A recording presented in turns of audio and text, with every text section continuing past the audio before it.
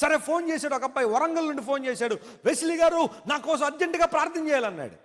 తప్పనిసరిగా ఆయన కారణం ఏంటో చెప్పు, ప్రార్థన చేస్తానంటే ఏం లేదండి, పురుగుల మందు డబ్బా చేత్తో పట్టుకున్నాను, మీరు ప్రార్థన చేస్తే తాగేసి పరలోకానికి వెళ్ళిపోదాం అనుకుంటున్నాను అన్నాడు. తమ్ముడికి ఎంత విశ్వాసం!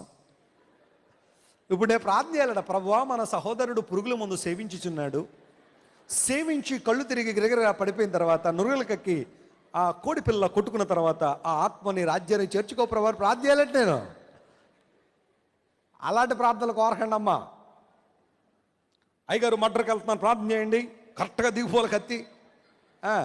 దొంగతనానికి వెళ్తాను ప్రార్థన చేయండి, బాగా దొరికితే దశమగం ఇచ్చుకుంటారు. ఇలాంటి ప్రార్థనలు వద్దు దేవుని దగ్గర.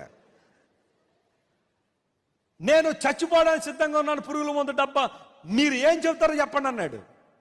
వెంటనే నిద్ర అంతా పోయి మొత్తం కళ్ళన్నీ కూడా తెరిచిపోయి ఏం చేయాలో అర్థం గవ్వ మంచం మీద నుండి దిగి, మిత్రమా ఒక్క నిమిషం హోల్డ్ ఆన్ కంగారు పడకు, ఆ డబ్బా ముందు పక్కన పెట్టే. ఆడు పెట్టాడో లేదో కూడా తెలియదు మనకి, ఫోన్లో కదా కాన్వర్జేషన్, పెట్టు డబ్బా ముందు పక్కన పడేశాడు. ఇప్పుడు చెప్పు కారణం ఏంటి, ఎందుకు చచ్చిపోవాలనుకుంటున్నావు?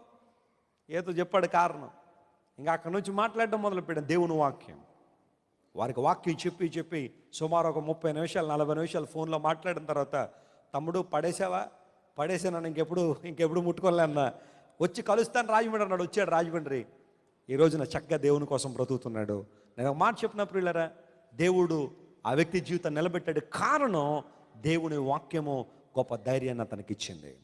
ఈరోజు నీ జీవితంలో కూడా అలాంటి నిరుత్సాహంలో ఉన్నావా? ఎందుకంటే నా జీవితం నేను బ్రతికి నాకంటూ ఎవరికి ఉపయోగం ఉన్నట్టు నేను అనుకోవట్లేదు. నేను బ్రతికి ఏమి సాధిస్తున్నా నాకు తెలియట్లేదండి. తింటున్నాను, పడుకుంటున్నాను, మరలా లేస్తున్నాను, రోజంతా రొటీన్ లైఫ్ అయిపోయిందని అని బాధపడుతున్నావా? చెబుతున్న దేవుని సేవకునిగా, నీవు తినడం కోసం నిద్రపోవడం కోసం మాత్రమే కాదు నువ్వు ఉన్నది. There is something beyond that. దానికన్నా శ్రేష్టమైనది ఒకటి ఉంది. అదేంటో తెలుసా?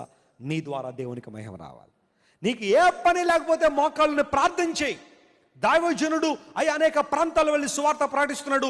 నేను ఒకవేళ ఆయనలా ప్రయాణం చేయలేకపోవచ్చు, కానీ అయ్యా నా ప్రార్థన సహకరణానికి అందిస్తున్నానని ప్రార్థన చేయండి చాలు. ఆ కార్యం చాలు దేవుడు నిన్ను హెచ్చించడానికి, ఉన్నతమైన కార్యాలు జరిగించడానికి.